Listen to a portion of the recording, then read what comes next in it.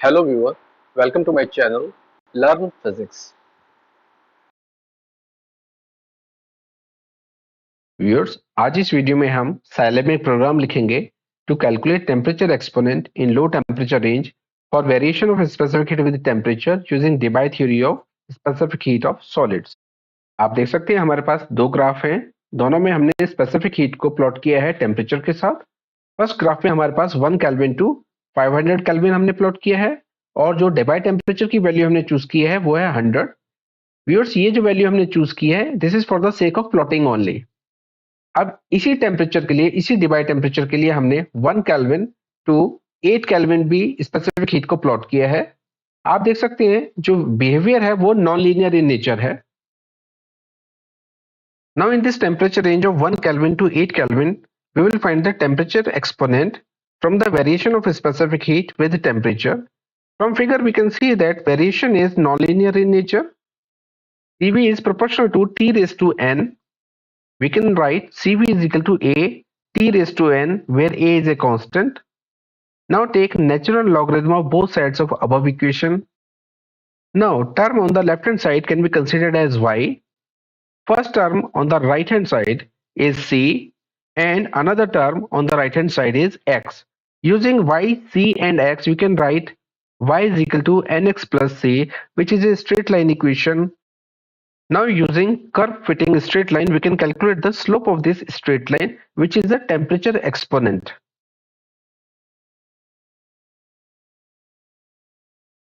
तो चलिए व्यूअर्स, अब प्रोग्रामिंग पार्ट स्टार्ट करते हैं। We have already defined certain parameters like n is Avogadro constant, k is Boltzmann constant and n is the number of points in temperature range. अभी हम divide temperature को define करते हैं, एक hypothetical value assign करते हैं इसको, let's say 300 for the sake of calculation only. अब हम टेम्परेचर रेंज को डिफाइन कर लेते हैं which should be low enough compare to the divide temperature. तो अब हम लिखते हैं लेन स्पेस 1,30, n। अभी हमने टीडी जो टी लिया है हमने वो टीडी से कम क्यों है? वो इसलिए कम है क्योंकि अगर हमें टी क्यूब लॉ को वेरीफाई करना है और उस लो टेम्परेचर रेंज में हमें टेम्परेचर एक्सपोनेंट निकालना है, तो जो टेम्परेचर हम चूज करते हैं वो टीडी से फार लेस देन होगा। तो इस चीज को हमें ध्यान रखना होगा। अब हम सीवी कैलकुलेट कर लेते हैं। CV is equal to 9 multiply to N multiply to K multiply to T divided by TD raised to 3. We further multiply it with another term, integrate exponential of some parameter a raised to 4 divided by exponential of a minus 1 raised to 2,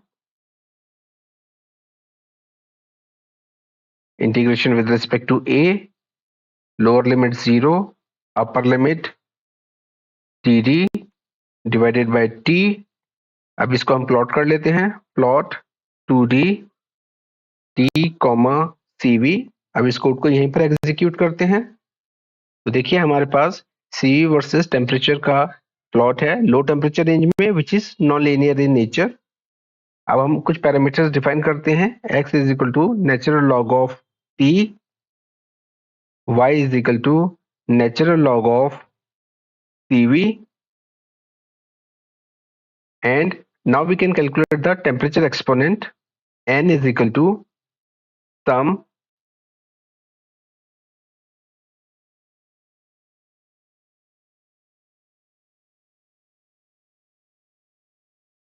x minus mean of x,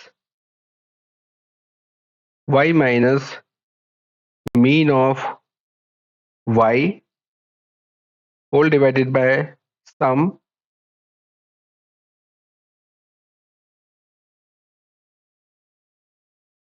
x minus mean of x raise to 2। अब इसको हम print कर लेते हैं, m print F temperature exponent n is equal to 2.2f percentage comma n। अब इस code को हम रन करते हैं तो देखिए हमारे पास TD इज इक्वल टू 300 के लिए जो हमने रेंज चूज की है, लो टेम्परेचर रेंज की है, उसके लिए टेम्परेचर एक्सपोनेंट की वैल्यू हमारे पास 3 आ गई है। अब व्यूअर्स मैं आपको ये बताना चाहता हूँ कि अगर मैं इस टेम्परेचर रेंज को इंक्रीज करता हूँ, suppose I make it 1 to 50, will I get the same result? तो देखिए अब जो हमारे पास टेम्परेचर एक्सपोनेंट की वैल्यू है वो 3 नहीं है, वो 2.93 है। तो हमें इस चीज का ध्यान रखना होगा कि जो हम टेम्परेचर रेंज चूज कर रहे हैं वो TD से बहुत कम होनी चाहिए। So if I make it 1 to 30, I'll get the n is equal to 3. Suppose I make it 100. Then what will happen? Again the same situation. Here temperature range is not that less than TD. So what do? I make it, let's say 10, 1 to 10 Kelvin. I get 2.99. If I make it further less than 10, let's say 8 or lesser, I get 3. Suppose I say let us make TD is equal to 25. Then it is 2.26.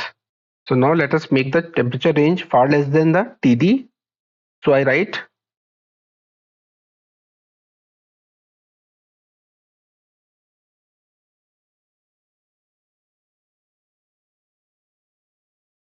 let us execute the code. I get 2.87. If I make it 1, see what happens. So again it is n is equal to 3. तो हमें इस चीज का ध्यान रखना चाहिए कि जो भी हम टेम्परेचर रेंज चूज कर रहे हैं, अगर हम TQ ब्लॉक को वेरीफाई कर रहे हैं या फिर हम टेम्परेचर एक्सपोनेंट को लो टेम्परेचर रेंज में Debye model of specific heat के लिए कैलकुलेट कर रहे हैं, तो हमें इस चीज का ध्यान रखना होगा कि जो टेम्परेचर रेंज हम चूज करते हैं वो TD से बहुत कम होना चाहिए। सो व्यूअर्स, इस तरीके से हम साइलैब में प्रोग्रामिंग के थ्रू लो टेम्परेचर रेंज में Debye theory of specific heat के लिए टेम्परेचर एक्सपोनेंट को कैलकुलेट कर सकते हैं। व्यूअर्स, आज के वीडियो में इतना ही। उम्मीद करता हूँ कि वीडियो आपके लिए हेल्पफुल रहेगा। Thanks for watching this video. Please video को लाइक कीजिए, शेयर कीजिए और मेरे चैनल लर्न फिजिक्स को सब्सक्राइब कीजिए। Thank you.